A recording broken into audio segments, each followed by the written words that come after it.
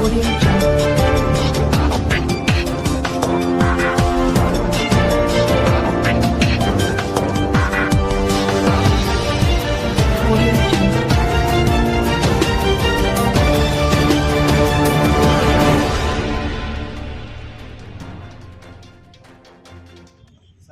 क्रांतिकारी जय लवजी। मी महेश सकट, लवजी पॅन्थर सेनेचा अध्यक्ष। नगर जिल्ह्यामध्ये अनुसूचित जातीतील हिंदू मांग यांच्यावरती सतत काय ना काय कारणाने अत्याचार होत असतो। बऱ्याचशा केसेस माझ्याकडं आलेले आहेत। म्हणून मी माननीय मुख्यमंत्री साहेबांना विनंती करणार आहे की या जिल्ह्याला जातीवादी जिल्हा म्हणून घोषित करावा।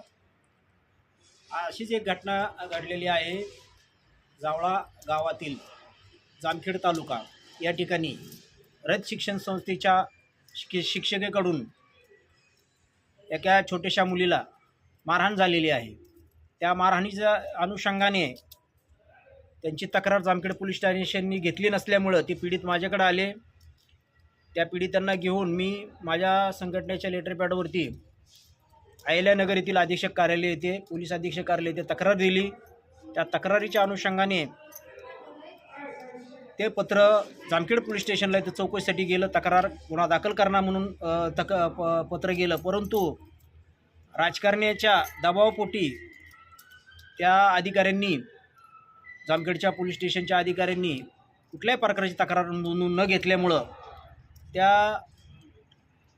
अधिकाऱ्याच्या विरोधात खात्याअंतर्गत चौकशी करून अनुसूचित जातीतील मुलीच्या पीडितीला न्याय न दिल्यामुळे व तपासात कसूर केल्यामुळे त्यांचे खात्याअंतर्गत चौकशी करून निलंबन करण्याची मागणी केलेली आहे व त्याच्यावरती अनुसूचित जाती कायद्याने गुन्हा दाखल करण्याची मागणी केलेली आहे। अशा अनुसूचित जातीला न्याय न देणाऱ्या अधिकारी पोलीस खात्यामध्ये नसायला पाहिजे। अशा अधिकाऱ्यामुळे सर्व पोलीस खाते बदनाम होतोय।